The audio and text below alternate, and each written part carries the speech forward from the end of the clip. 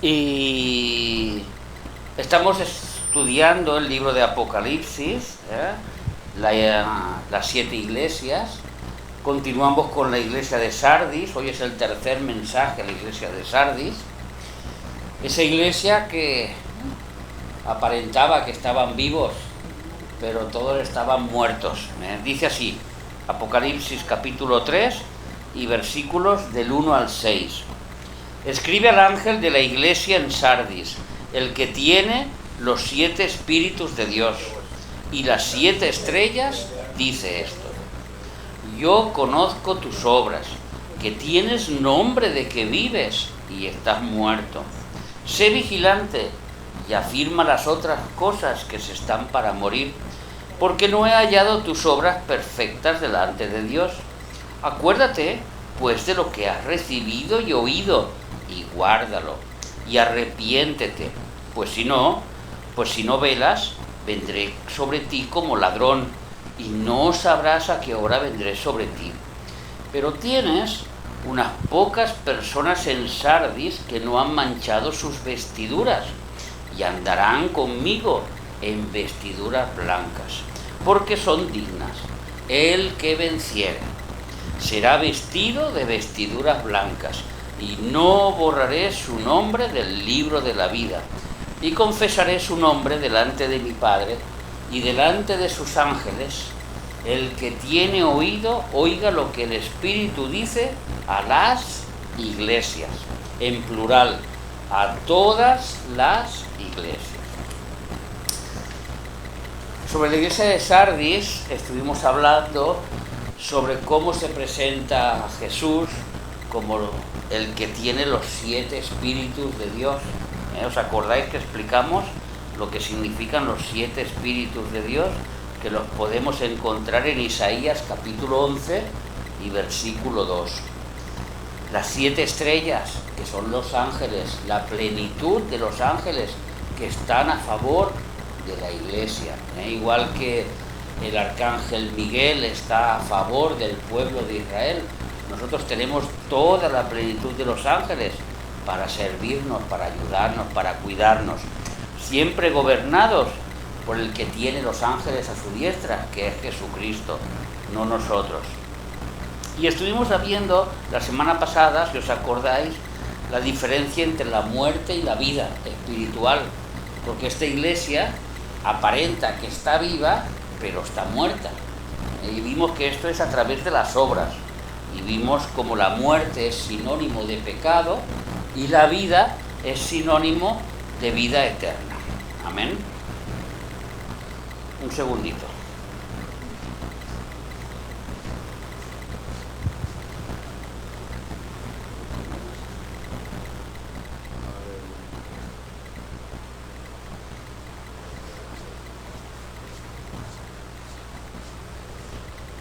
Amén, amén.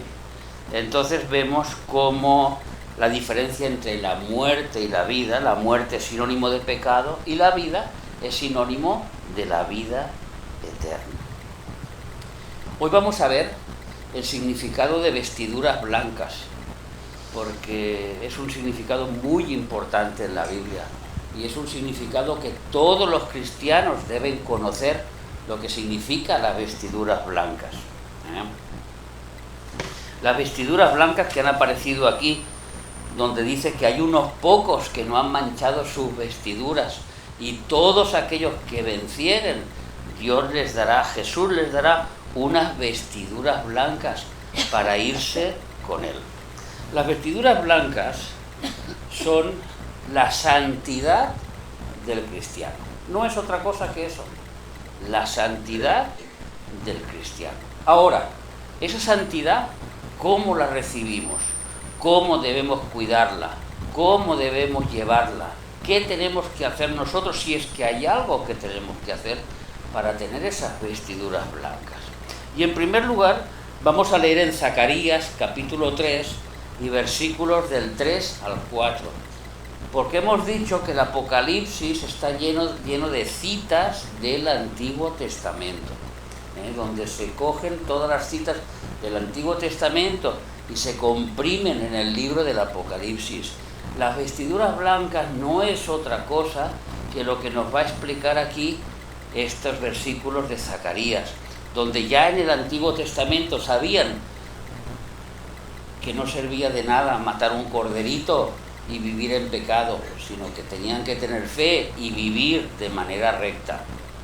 Y si uno pedía perdón, entonces se hacía el sacrificio por sus pecados y pecaba, pero su vida tenía que ir en obediencia a los mandamientos de Dios. Nos dice así: y Josué estaba vestido de vestiduras viles. Este Josué era el sacerdote que nos está hablando Zacarías. Y Josué estaba vestido de vestiduras viles y estaba delante del ángel. Y habló el ángel y mandó a los que estaban delante de él, diciendo: quitadle estas vestiduras viles, o sea, estas vestiduras andrajosas, estas vestiduras sucias, y estas vestiduras que no son para estar delante de un rey. Y a él le dijo: mira que he quitado de ti tu pecado y te he hecho vestir de ropas de gala. Vemos como las vestiduras sucias equivalen al pecado y las vestiduras de gala equivalen a la santidad, que es la primera cosa que nos da el Señor. La santidad, cuando creemos en Él, nos hace santos, nos limpia de todo pecado, nos da unas vestiduras blancas para que andemos con ellas continuamente en esta tierra. Esto lo vemos en nuestros espíritus, lo vemos en nuestra forma de vivir.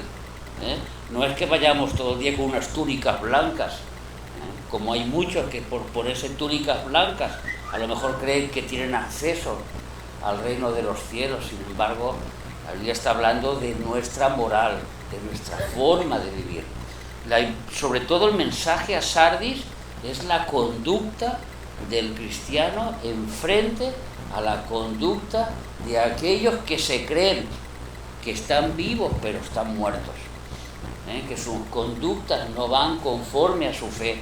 Tiene que ir unido la fe junto con las obras, con la forma de vivir, con la forma de caminar.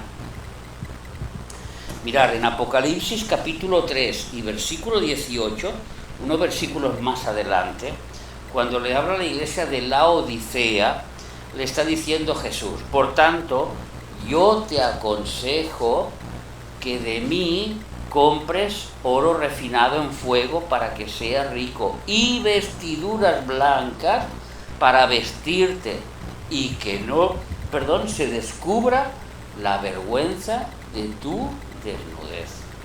Estamos viendo como el que nos da las vestiduras blancas es el mismo Jesucristo, con el perdón de nuestros pecados, con el nuevo nacimiento, en el momento de la conversión, cuando somos sellados con el Espíritu Santo, recibimos esas vestiduras blancas. Es el símbolo de la santificación. Mirad, un poquito más para adelante, el último capítulo de Apocalipsis 22 y versículo 14, lo que da, o lo que dice Jesús con sus últimas palabras a este mundo, a esta iglesia: bienaventurados los que lavan sus ropas para tener derecho al árbol de la vida y para poder entrar por las puertas en la ciudad. El que lava sus ropas, esas vestiduras blancas, se van manchando. ¿Por qué? Porque somos humanos, porque somos pecadores, porque todavía vivimos en una condición de pecado. Aunque nosotros vamos a la perfección, estamos viviendo en un cuerpo de pecado. Y este cuerpo de pecado, pues a veces transgrede y a veces pues peca. Un mal pensamiento, nos acordamos de Doña Rosa cayéndose con las pinzas, la ropa y la tentación, y coge la pinza y ha pecado. Y ha caído en la tentación. No está Doña Rosa, pobre, nos acordamos mucho de ella y la felicitamos y la saludamos aquí a la distancia. esperando que pronto esté con nosotros. Amén. Ella está siendo luz y sal allí donde está siendo con su familia, que tanto la necesitan. Pero todos sabemos la simbología que hacemos en broma, de esta pinza de la vecina, y que es la tentación, y que en un momento dado, por la necesidad, uno lo coge y la utiliza. Así, delante del el pecado es lo mismo, se nos ofrece como un resultado, que algo que nos trae provecho para nuestras vidas. Cuando Eva vio el árbol, dijo que era bueno para la vista, era codiciable para encontrar sabiduría. Sin embargo, el hecho fue el pecado. Lo que hizo fue el pecado. Fue la parte que ella no vio. Y así el pecado viene con cosas buenas. Es que engañar a la mujer es muy bonito. Se te presenta una rubia despampanante, ¿me entiendes? O una morena despampanante, de lo mismo. Y entonces ahí viene la tentación. Un cristiano es el que sabe que está casado con su mujer y su mujer es parte de él, y que si engaña a su mujer se está engañando él a sí mismo. Entonces no sirve para nada. Uno se tiene que mantener puro. Uno tiene que conservar esas vestiduras blancas, y no pecar. Pero esa es la tentación, que siempre viene envuelta en rosas, siempre viene envuelta con cositas bonitas, que viene a tentarnos como si fuera lo mejor, y siempre su fin es fin de muerte. Entonces, la Biblia dice muchas veces que es dulce en el paladar, pero amargo en el estómago. Así es el pecado. En el momento parece que sea dulce.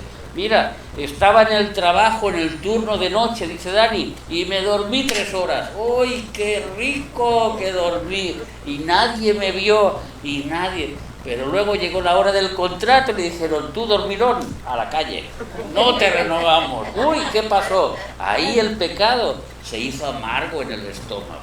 Amén. Son ejemplos vanos, pero que todos entendemos. Eso es el pecado. El pecado se ofrece como algo bonito y al final su camino es camino de muerte. Entonces dice, bienaventurados los que lavan sus ropas. ¿Os fijáis que lo dice en presente? ¿No lo dice en pasado? Bienaventurados los que un día lavasteis vuestras ropas y ese día fuiste justificado por Jesús y tuvisteis la vida eterna, y continuáis con ropas blancas. No, bienaventurados los que lavan. Está en un presente continuo. Yo lavo mis ropas continuamente. Eso en la Biblia es el concepto de santificación. Nosotros somos santos por imputación de Jesucristo, que murió en la cruz y nos hizo santos. Ahora viene el otro proceso, la santificación, en que nosotros vamos luchando día a día contra los pecados y nos vamos haciendo santos. Y mientras manchamos nuestras vestiduras, nosotros seguimos lavándolas. ¿Cómo? Con nuestro esfuerzo, con las ganas de hacer bien las cosas delante del Señor. Eso es lo que está diciendo este versículo. Y aquel que está luchando contra el pecado, contra su condición, cuando ve la pinza, cuando ve el sueño, cuando ve a la mujer, etcétera, etcétera, 1000 cosas que nos pueden pasar, pues es el que se frena delante del pecado y no cae. Ese está lavando sus vestiduras, ese está intentando llevar una vida como Jesús quiere. Y ahí tenemos al Espíritu Santo ayudándonos, como vamos a ver a continuación. Vamos a leer en Efesios, capítulo 5, y versículos del 26 al 27. Porque esta lucha no es sola. Nosotros somos muy débiles para vencer esta batalla tan enorme contra la carne contra el espíritu contra la carne. En este contexto dice que en el versículo 25, no lo vamos a leer, pero yo lo explico, está hablando a los maridos, amad a vuestras mujeres, y las mujeres por una sonrisa. Así como Cristo amó a la iglesia, uy, qué sonrisan las mujeres, y se entregó a sí mismo por ellas. Y ahora viene la segunda, para santificar. Está explicando lo que hizo Cristo por la iglesia, para santificarla, para hacerla santa, habiéndola purificado en el lavamiento del agua por la palabra. Cuando Jesús estaba con sus discípulos, les dijo: vosotros ya estáis limpios por mi palabra. Cuando nosotros hemos creído en el Señor, hemos sido limpiados de todos nuestros pecados. Y lo que está diciendo este versículo: y Jesús vino para santificar la iglesia y para purificarla en el lavamiento del agua, o sea, por la palabra.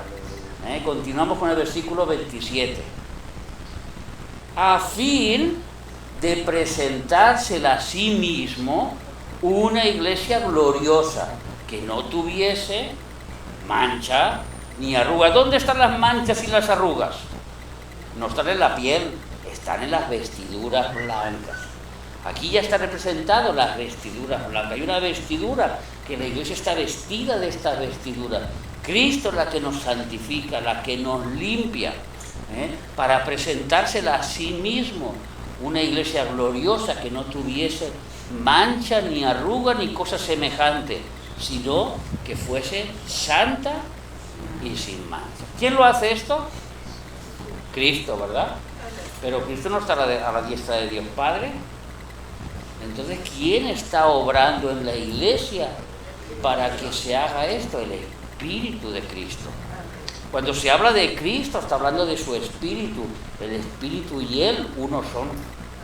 No estamos aquí mezclando las cosas, estamos hablando de la deidad. El Padre, el Hijo y el Espíritu. Y el Espíritu es el que hace la obra en la iglesia. Podía haber escrito Pablo el Espíritu, pero como está hablando de Cristo y la comparación que está haciendo los maridos con Cristo, no puede hacer la comparación con los maridos y el Espíritu, no puede hacerlo, tiene que ser los maridos y Cristo. Pero la idea está clarísima. ¿Quién es el que santifica? La obra de Jesús, pero el que hace la obra diariamente en nosotros es el Espíritu Santo. ¿Amén? Así que entendemos que esta obra de santificación, de limpiar nuestra conducta y nuestros pecados y tener unas vestiduras blancas, viene de Cristo, del Espíritu Santo y a la vez del Padre, de los tres. Vamos a leer en Eclesiastés capítulo 9 y versículo 8 y vamos a ver esto que os acabo de decir, cómo en el Antiguo Testamento ya el rey Salomón lo dejó escrito. Eclesiastés 9 y versículo 8. Y versículo 8, sí. Dice: en todo tiempo sean blancos tus vestidos y nunca falte ungüento sobre tu cabeza. ¿Qué es el ungüento? Es el aceite. ¿Qué es el aceite en el Antiguo Testamento? El símbolo del Espíritu Santo. Vemos como la santidad unido con el Espíritu Santo. Y es lo que estaba diciendo ahí: en todo tiempo, siempre tus vestidos sean blancos. No te dejes corromper, no te dejes caer por el pecado.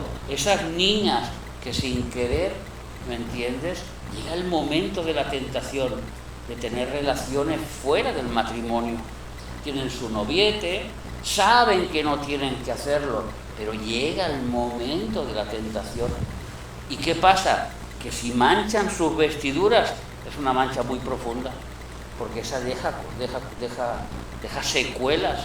Y en algunos lugares, y lo hemos vivido, dejan secuelas. A los 9 meses llegan las consecuencias de esas secuelas. O sea, no solo hemos lavado, no solo hemos manchado nuestras vestiduras, sino que nos ha dejado unas consecuencias. Por eso, cuando llega la tentación, tenemos a alguien poderoso que está a nuestro favor. Ese ungüento sobre la cabeza, ese Espíritu Santo que está en nosotros, es el que nos tiene que fortalecer. Es la lucha del Espíritu contra la carne. ¿Ves cuántas cosas hay en Sardis? Cuánta enseñanza. Porque al final llegaremos a la conclusión que vamos a llegar más adelante. Pero, ¿cómo conservamos nuestras vestiduras blancas?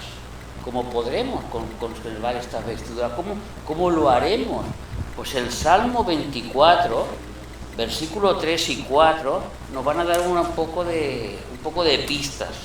Es un salmo que todos conocemos muy bien, el Salmo 24.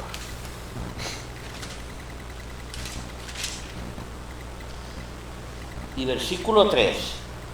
¿Quién subirá al monte de Jehová? Mejor dicho, lo podemos traducir es: ¿quién se presentará delante de Dios? ¿Y quién estará en su lugar santo? El limpio de manos y puro de corazón, el que no mancha sus vestiduras, el que no ha elevado su alma a cosas vanas, ni jurado con engaño. Versículo 5, él recibirá bendición de Jehová y justicia de Dios de salvación. ¿Ves? Hay un esfuerzo de parte de los que estamos aquí viviendo, los que hemos recibido esas vestiduras blancas. Tenemos que esforzarnos. El Espíritu Santo está a nuestro favor. Jesucristo es el que nos limpia, y si caemos nos limpia. Por eso la frase de Apocalipsis: bienaventurados los que lavan continuamente. Es de por vida. Como decía mi mujer, la vida cristiana no es una carrera a ver quién llega primero, ni es un maratón, es llegar. Es llegar. No importa ser el primero ni el último, es llegar y ser vencedores. ¿Vencedores en qué? En nuestra batalla personal. Porque cada uno tenemos nuestra batalla personal en todo esto. Ahora, el mismo Jesús nos va a dar unos ejemplos de cómo mantener nuestras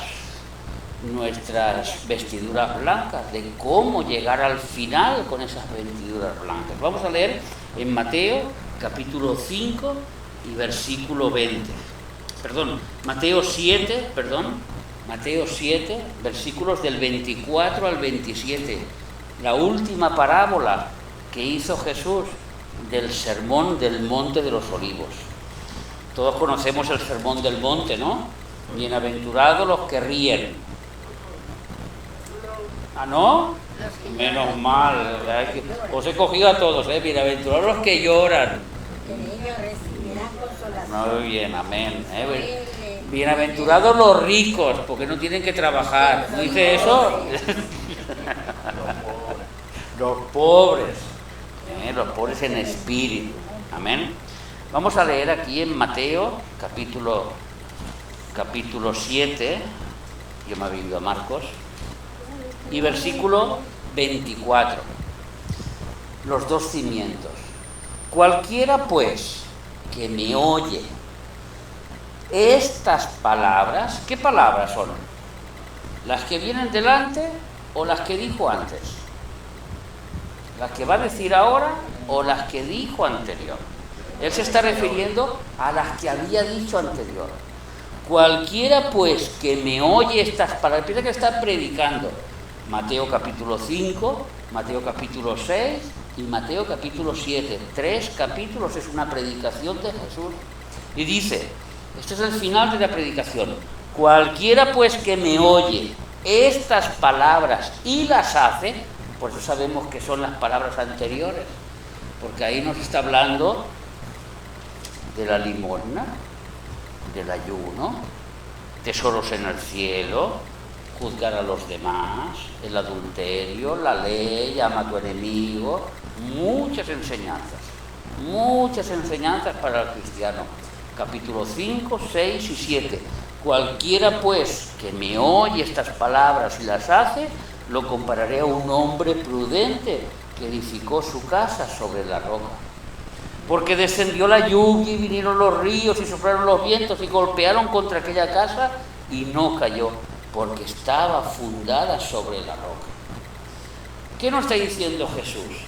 Que obedeciendo sus mandamientos nosotros mantenemos limpias nuestras vestiduras blancas y tenemos derecho al árbol de la vida y tenemos derecho a la vida eterna y tenemos derecho a todo lo que nos viene, porque estamos fundamentados en Jesús. La vestidura blanca es la santidad, pero la santidad acompañada de la obediencia, del amor, va todo unido.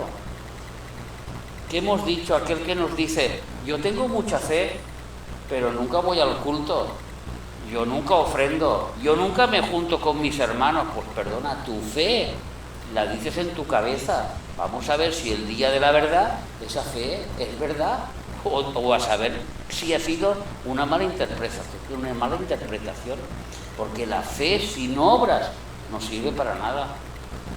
Nuestra fe tiene que ir acompañada con las buenas obras que ya Dios preparó de antemano para nosotros. Pero cualquiera que me oye estas palabras que he dicho y no las hace, o sea, no obedece mis mandamientos, sino que mancha sus vestiduras, lo compararé a un hombre insensato que edificó su casa sobre la arena, descendió la lluvia, vinieron los ríos, soplaron los vientos y dieron con ímpetu contra aquella casa y cayó, y fue grande su ruina. Tanto fue su ruina que llegó hasta el infierno, esa ruina de aquel hombre. Entonces vemos como las vestiduras blancas van unidas con la obediencia a los mandamientos de Dios. Bienaventurados los que lavan, los que continuamente están santificando sus vidas. ¿Cómo la van a santificar si no saben cuál es lo correcto? Es obligatorio saber qué es lo correcto para saber lavar las vestiduras blancas. Esos son los mandamientos morales que Dios nos deja en su palabra y que todos los conocemos. Cuando vemos un pobre, no le tenemos que dar una patada. Cuando vemos un pobre tenemos que ayudarle. Y si podemos darle un folleto y si le podemos hablar de Cristo, esa es la mejor ayuda, pero también tenemos que darle de comer. Y si un hermano nuestro necesita una ayuda, pues tenemos que ir y ayudarle. ¿Qué nos cuesta? Pues claro, ¿qué es lo que nos cuesta en esta vida? Nada viene gratis, todo nos cuesta, pero el Señor no lo pide. Eso es obedecer las leyes morales que Dios ha dejado en sus mandamientos. Amarás a Dios sobre todas las cosas y amarás a tu prójimo como al vecino. Como a ti mismo. Como a ti mismo. ¿Es Heidi? ¿Amarás al vecino? No, como a ti mismo. Así, amarnos a nosotros mismos, amamos al prójimo. Porque nosotros no nos haríamos daño a nosotros mismos, tampoco haremos daño al prójimo. Y no quieras lo que te hagan a ti, no hagas a los demás lo que no quieras que te hagan a ti. Esas son las leyes morales de Cristo. Por eso no robarás, no matarás, no jurarás falso testimonio, ¿Por qué? Porque todo eso va dentro de esas leyes. Jesús dijo, de aquí penden todos los mandamientos, de aquí cuelgan todos los mandamientos, del amar a Dios y el amar al prójimo. Luego Juan nos añade un mandamiento más, un nuevo mandamiento os doy, os améis unos a otros, como Cristo os ama. Eso ya es el amor entre los hermanos, que eso ya es un amor que lo sobrenatural, que lo pone el Espíritu Santo dentro de nosotros. Amén. Mirad, Mateo 5, dentro de estas palabras que dijo Jesús, y versículo 20, mirad lo que dice aquí.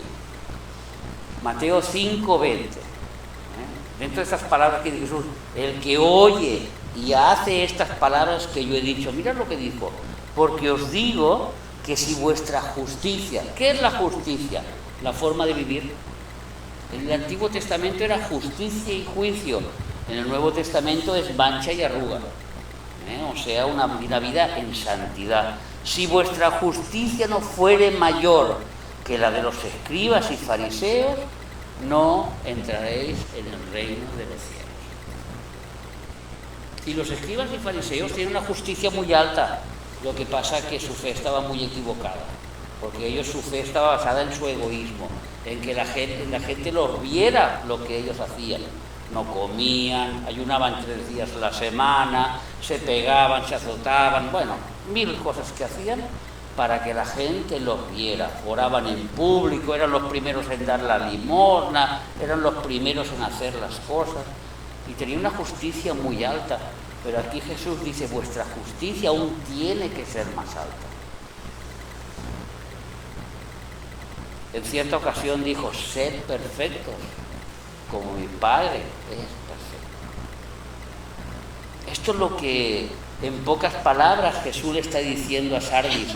Aparentáis que estáis vivos, pero estáis muertos, porque solo lo aparentáis. Porque vuestras vestiduras ya no están manchadas, ya están negras completamente. Están negras completamente. Seguimos, Mateo 6:21, un ejemplo más a estas palabras que dijo Jesús. Porque allí donde esté vuestro tesoro, allí estará también vuestro corazón. Esto es triste, pero es realidad. Unos les gustan las telenovelas. Su tesoro está en no perderse la telenovela. Es la hora del culto. Ahí está, divagando. ¿Qué es lo más importante? ¿La telenovela o el culto? Por decir algo, son ejemplos vanos. Pero otros tienen al trabajo, que lo han puesto como un Dios. Otros ponen al dinero como un Dios. Otros ponen a la familia como un Dios. Otros ponen su casa como un Dios. Otros le ponen cualquier cosa. ¿Y qué están haciendo? Tesoros en la tierra. Y el corazón está donde está el tesoro. Ahora, si uno se hace tesoros en el cielo, si su tesoro es vivir con Cristo, si su tesoro es estar con el Señor, entonces hace las cosas que al Señor le agradan, porque el corazón está allí. Todo es de corazón. Amén. Así vemos que estas vestiduras blancas que hemos dicho, es el sinónimo de vivir en Cristo, es sinónimo de la santidad.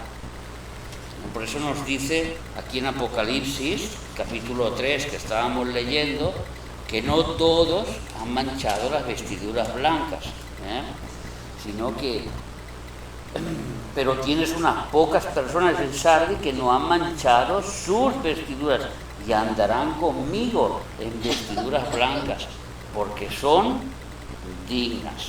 Amén. Mirad, Primera de Juan, capítulo 1 y versículo 6.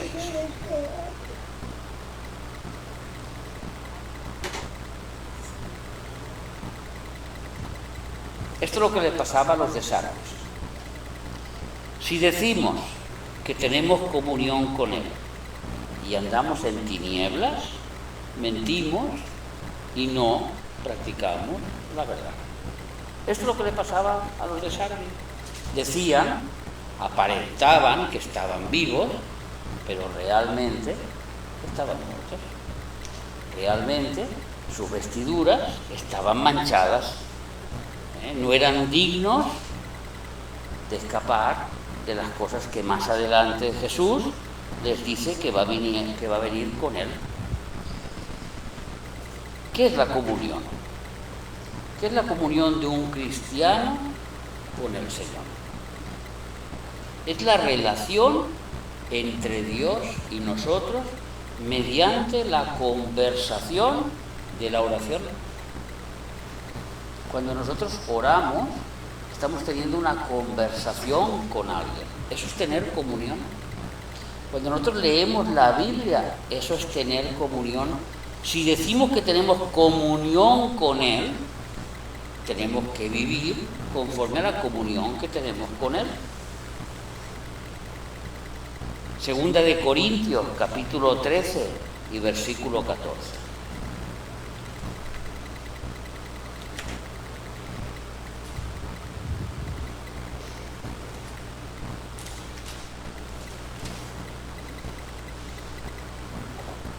La gracia del Señor Jesucristo, el amor de Dios y la comunión del Espíritu Santo sean con todos vosotros. ¿Por qué? Porque el Espíritu Santo es el que está con nosotros. Todo va unido, las vestiduras blancas, el Espíritu Santo, obedecer los mandamientos, el amor a Dios, va todo unido en la Biblia.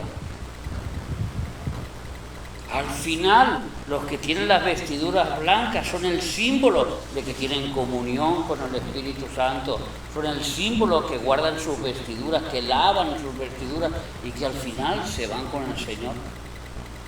No es que lo aparentan, es que lo son. Es que lo son, es que lo cuidan. Colosenses, capítulo 1 y versículo 13, otro ejemplo.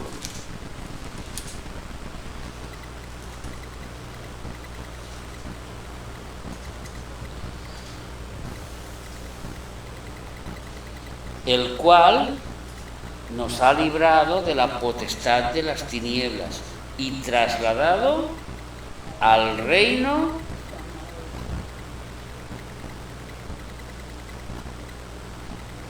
el cual nos ha librado de la potestad de las tinieblas y trasladado al reino de su amado Hijo. Esto lo hizo Jesús.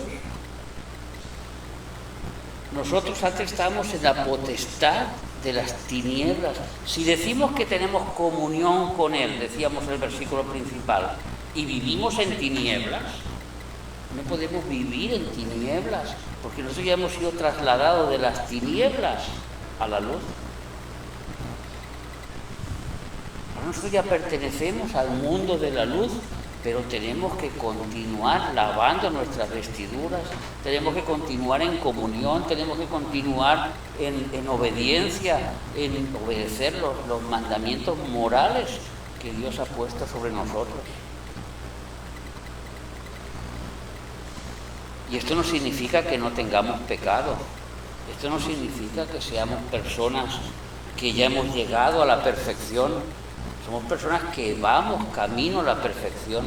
Bienaventurados los que lavan. Es un continuo lavar las vestiduras blancas. Mira, seguimos en Juan, primera de Juan, hemos leído el 6, vamos a leer el 8. Primera de Juan 1:8. Si decimos que no tenemos pecado, nos engañamos a nosotros mismos y la verdad no está en nosotros. Es un lavado continuo de las vestiduras blancas. Siempre pecamos. Una idea. Aún peor, mirad, hay un pecado que Jesús nunca lo hizo, que fue el pecado de omisión. Muchas veces nosotros no decimos lo que tenemos que decir, o no hacemos lo que tenemos que hacer. Eso es pecado también. Eso es pecado también. Cuando en un momento dado nosotros sabemos que estamos delante de una injusticia y no levantamos nuestra voz, eso es pecado delante de Dios. Eso es el pecado de omisión. Que Jesús ni lo hizo, porque Jesús en cualquier momento se levantaba a defender a quien sea. Hubo una mujer que echó 2 blanquitas en el templo, porque cuando se iba al templo era obligatorio ir con una ofrenda. Y echó 2 blanquitas, que era todo lo que tenía. Quizás muchos se rieron de ella, pero Jesús la defendió. Esta ha puesto más que todos los ricachones que están aquí. Eso es defender la injusticia. Y nosotros muchas veces tenemos que defender la injusticia en nuestros trabajos, en nuestras casas, a nuestras mujeres, a nuestros maridos, que sin querer alguien venga a hacer una injusticia y nosotros nos tenemos que levantar a favor de nuestros hijos, de nuestros padres. Eso es seguir la vida, eso es lavar las vestiduras, eso es obedecer al Señor. Es la ley moral. Por eso dice, los que si tú dices no tenemos pecado podemos pecar con cualquier cosa, siempre que vaya contra la moral de Dios. Contra la moral de Dios. Ahora no, todo es pecado. Porque si uno dijera, bueno, y escucha, es que antes mi abuela, cuando se acostaba con mi abuelo, pues apagaban la luz y todo oscuras porque todo era pecado para ellos. Pues sabemos que en el matrimonio no todo es pecado. No todo es así. Eso eran enseñanzas falsas que se daban en aquella época, que entraron por la religión católica y por las religiones del mundo. Pero delante del Señor, un matrimonio es santo en todas las cosas que los dos bien convienen delante del Señor, bien estén de acuerdo delante del Señor. Es un ejemplo así de que muchas veces se llama pecado a lo que no es pecado. Hay costumbres en muchas iglesias donde tomar vino ni en la Santa Cena es pecado, porque dicen que es pecado. Sin embargo, Jesús convirtió el agua en vino, no la convirtió en zumo de piña, hizo vino, y era una boda, y eran las bodas de Canaán. Incluso el que estaba allí para probar el vino dijo: hombre, si has dejado el mejor vino para el final, porque era vino, no era zumo de uva ni era zumo de piña, era vino, era el mejor vino del mundo. Y claro, esas son enseñanzas que lo que hacen es confundir. Todo es pecado. No, es pecado pecar contra las leyes morales del Señor que nos ha dejado, y que el Espíritu Santo ya se cuida de decirte lo que está bien y lo que no está bien. Uno ya sabe lo que está bien y lo que no está bien. Uno sabe que coger la pinza, que dormirse, que etcétera, eso ya lo sabe cada uno. Y ahí es donde nosotros tenemos que lavar nuestras vestiduras blancas. Y por último, 1 de Juan 1:10, el último versículo: si decimos que no hemos pecado, lo hacemos a él mentiroso, aún peor. Primero eran nosotros los que no estábamos en la verdad, pero si decimos, no, es que yo continúo diciendo que no, y mi vida es muy santa, y yo vivo muy bien, y vivo muy recto, como estos de Sardis, que aparentaban que estaban vivos, pero al final estaban muertos. Si decimos que no hemos pecado, le hacemos mentiroso a él, y su palabra no está en nosotros. Entonces, cada cosa a lo cual el mensaje de hoy es lavar nuestras vestiduras, mantenernos en santidad. Si pecamos es lavar las vestiduras pidiendo perdón, esforzándonos por no pecar, esforzándonos por no caer. Ese es el mensaje. Y ya el resto lo dejamos para la semana que viene, porque todavía viene el ladrón, que dice que vendrá como ladrón. ¿Y qué significa? ¿Que Jesús es un ladrón? ¿Que viene a robar? ¿Que viene a quitarnos? No. Es un tema también muy extenso, que si lo vamos a dar ahora vamos a estar 3/4 de hora más, y no ya hemos hablado sobre las vestiduras blancas. La semana que viene hablaremos como ladrón. He dicho que Sardis da para mucho. Son 6 versículos, pero son muy profundos. Y el último, cuando llegaremos a no borraré del nombre de la vida. ¿Qué significa esta frase? ¿Por qué lo dice? ¿En qué contexto lo dice? Eso es la exégesis de la Biblia. Decir lo que dice la Biblia, no interpretar lo que uno quiere en la Biblia. Amén.